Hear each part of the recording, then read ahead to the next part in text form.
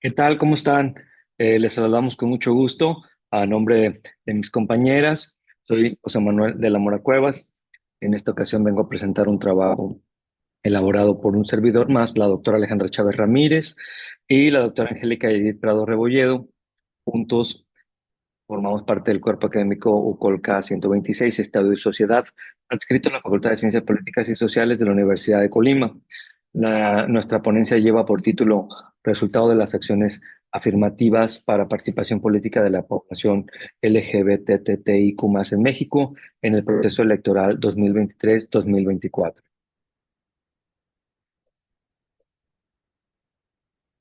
Quiero iniciar con una breve introducción. En México, las acciones afirmativas para promover la participación de la población sexualmente diversa se han verificado en dos ocasiones, en el proceso electoral del 2021 y en el del 2024. Tienen como objetivo eh, pues conseguir participación de poblaciones con rezago y vulnerabilidad. No solamente se ha atendido en México a la población LGBTIQ+, sino que también se ha atendido a las poblaciones indígenas, migrantes, afrodescendientes y personas con discapacidad. La idea es que se generen al interior de los partidos políticos. El Instituto Electoral mandata que al interior de los partidos políticos se deben de presentar candidaturas para personas que pertenecen a estos grupos poblacionarios, con la intención de que vayan a competir en los procesos electorales y así fomentar no solamente la participación, sino la presencia. Nosotros hemos problematizado estas candidaturas en otras ocasiones, en otros trabajos, pero en particular, trabajaremos en esta ocasión, para el proceso 2023-2024, y en particular con las personas que pertenecen a la población LGBTIQ+ en México. Estas candidaturas para la población LGBTIQ+ se abrieron como producto de acciones afirmativas. Eh, Hemos examinado antecedentes, los fundamentos jurídicos y acuerdos legales en el marco mexicano, y ahora, como decía, el análisis vamos a circunscribirlo al proceso electoral 2023-2024. Eh, un servidor participó en el caso particular del Estado de Colima, convocado por el Instituto Electoral del Estado de Colima, para las mesas de trabajo en las cuales se iban a acordar las características de la participación de la población, en este caso beneficiada con las acciones afirmativas. En el caso particular del Estado de Colima se decidió eh, por la autoadscripción simple o voluntaria como único requisito para poder postularte a una candidatura de la diversidad sexual. En el cuadro que tenemos en pantalla, podemos ver que para las elecciones federales, esto es diputaciones y senadurías, el Instituto Electoral mandató en función de los porcentajes de la población, mandató que para las personas indígenas todos los partidos deberían de presentar por lo menos 34 candidaturas, 25 por mayoría relativa, 9 por representación proporcional, y en el caso de para la Cámara de Senadores, 5, 4 por mayoría relativa y uno por representación proporcional. Cuatro personas afromexicanas, cuatro candidaturas mínimo para personas afromexicanas. Ahí tienen ustedes los principios. En el caso de las personas con discapacidad, 8 candidaturas por lo menos. Y en el caso de las personas de la diversidad sexual, 3 candidaturas por lo menos. A diputados y diputadas y una candidatura por lo menos a senadurías. En el caso de las personas migrantes, 5, todas en el caso particular de las personas migrantes, todas por representación proporcional, o sea, en listas, y en el caso de las senadurías para personas migrantes también solamente una y por representación proporcional. Esto implicaría que los partidos estarían lanzando, por lo menos, estarían proponiendo por lo menos 54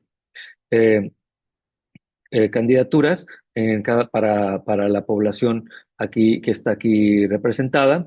Reitero, personas indígenas, personas afromexicanas, personas con discapacidad, personas de la diversidad sexual y personas migrantes residentes en el extranjero. Muy interesante, parece que es un enorme avance, en lo particular en el espacio de la discusión de los resultados. Creo que podemos hacer algunos aportes. Eh, pasó el pasado proceso electoral de 2024 y de todas las candidaturas que les acabo de mencionar, pues aquí están los resultados. En el caso de las diputaciones, en el total de los partidos, se, todas las candidaturas presentadas lograron cinco candidaturas, cinco diputaciones, en el caso de la población afromexicana, nueve para la población con discapacidad, cinco para la población con diversidad sexual, 42 para la población indígena, seis para la población migrante y residente en el extranjero.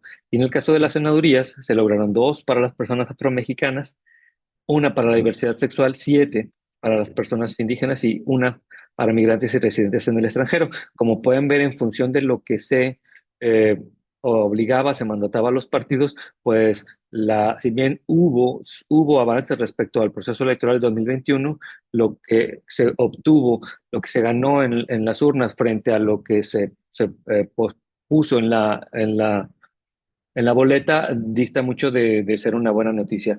Si bien hay una representación de la diversidad sexual, como pueden ver aquí, en el caso de la diversidad sexual en el Congreso, sin cuatro mujeres y un hombre, y en el caso de la senaduría es una mujer. Consideramos de todos modos que en función de las candidaturas postuladas, los resultados no fueron lo bueno que quisiéramos, hubiéramos querido. Esto estamos hablando del nivel federal. En el nivel estatal, la situación es muchísimo más compleja. Cada estado tiene un instituto electoral. El Instituto Nacional Electoral puso reglas.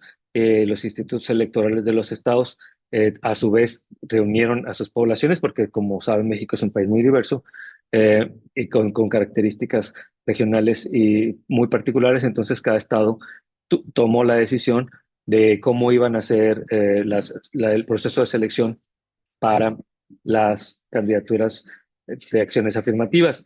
Y también el índice de población pues es muy dispar, de manera que aquí podemos ver, estamos hablando en esta gráfica de YAG México, estamos viendo que hay eh, que hicieron un excelente trabajo.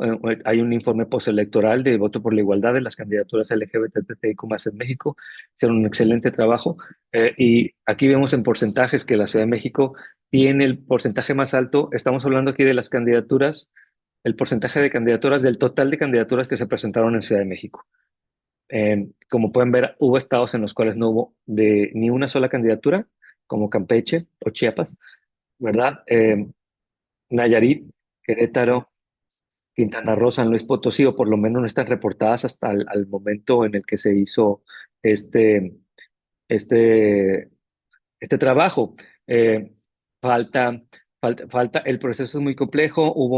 Vamos a hablar un poco más adelante, se presentaron algunos casos de llamar la atención en algunos de los estados, y vamos a ver aquí. eh, por si acaso eso, esas razones que vamos a comentar am, explican el porqué de los resultados de esta gráfica. También invitamos a la lectura del trabajo que pensamos presentar, un trabajo más detallado, en el que se detalla, se explica, caracterizan estos resultados. De todas las candidaturas, como pudimos ver, hubo 1.389 candidaturas a nivel nacional en todos los estados. De esas 1.389 candidaturas, obtuvieron resultados positivos solamente el 17.7 frente al 69.1 que no obtuvo resultado positivo, y el no disponible 13.2 porque no ha circulado la información o la información no tiene la certeza necesaria para poder reportarla. Todavía está en disputa. Como pueden ver entonces, de todas las candidaturas, pues hay un porcentaje reducido. Sí, hay porcentaje de candidaturas que se ganaron, pero este es reducido. Mm, Es importante también eh, desagregar las candidaturas ganadoras en propietarias y suplentes, y aquí tenemos solamente, en el caso de las candidaturas que fueron electas propietarias, el porcentaje que se obtuvo. Reiteramos, en el documento vamos a hacer el análisis detallado de todos estos resultados. Eh, Hubo, por supuesto, un incremento. en la participación a nivel federal. Habíamos venido de 3 diputaciones federales en la pasada legislatura, frente a ahora a un número mucho más, pues a 6. Y, y ahora ya tenemos en la senaduría lo que no teníamos antes. Eso definitivamente estamos hablando de un incremento. Sin embargo, en los estados hubo una gran cantidad de usurpaciones.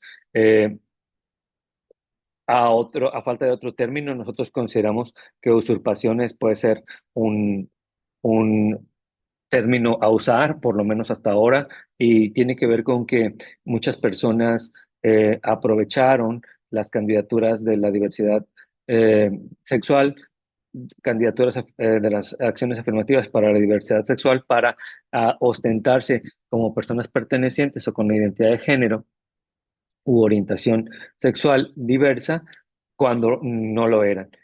Y algunas de estas personas incluso no solamente le quitaron el lugar a candidaturas auténticas, sino que además ganaron. Estamos hablando de los casos de Michoacán, donde incluso se obtuvo ya se integró una constancia de mayoría a la alcaldesa, a la persona que se ostenta como mujer, pero que hay antecedentes de que no pertenece y ya se otorgó la constancia de mayoría. Eh, es el caso de Michoacán, de la alcaldía de Peribán, pasa similar en Purépero. Esta persona, una hombre, pero se ostentaba como mujer, e incluso hubo casos de mujeres que se ostentaban como pertenecientes a la población LGBTI, pero son mujeres que en la realidad están casadas incluso a la iglesia con hombres. Y como ustedes saben, en la iglesia católica acá todavía no casa matrimonios de la diversidad. Así se presentaron muchos casos. En Michoacán es el caso donde se documentó con mayor intensidad o con mayor atención. San Luis Potosí también se presentaron casos, en Durango y en Guanajuato hasta el momento. ¿Qué pasa frente a estas usurpaciones? Se exigía solamente los partidos solicitaban solamente una autoinscripción, una autoadscripción simple, lo que facilitaba que cualquier persona que se percibiera a sí misma como perteneciente de la población LGBTIQ+, podría contender por uno de estos cargos cuando quienes hacemos activismo sabemos en la realidad que no son.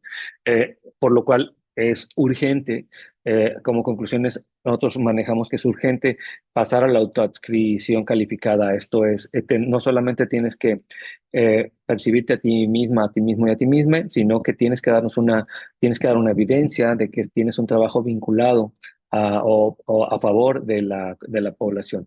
Eh, Ojo, la discusión sigue siendo entre las autoridades, entre los partidos políticos, pero definitivamente es el momento de decir que no puede haber discusión de estos temas sin quienes integramos a la población y quienes formamos parte de esta población. Es muy interesante ver que es necesaria ya una descentralización. Los estados del centro son quienes tienen mayor presencia en sus procesos electorales, y esto denota una discriminación incluso hacia el interior de la propia población, porque los estados del sur, del norte, o los estados que no están en el centro o en la periferia del centro, la participación es muy, muy reducida. Hay que revisar las plataformas electorales de los partidos políticos, porque hay partidos políticos que no solamente están a favor no están a favor de los derechos de la población, sino que incluso están en contra de los derechos humanos. Hablamos de casos de partidos que están incluso en contra de derechos de las mujeres, lo que es inaceptable en 2024. Y lo más interesante y lo más importante, ya que la elección ya pasó y ya las constancias se entregaron, que la agenda que exista una agenda que convierta en leyes los trabajos de las personas que llegaron a los puestos por parte de las candidaturas LGBTIQ+, resultado de acciones afirmativas. Llegamos hasta aquí y agradecemos anticipadamente cualquier pregunta o comentario que pueda surgir. Que sea unas jornadas exitosas. Saludos cordiales desde México.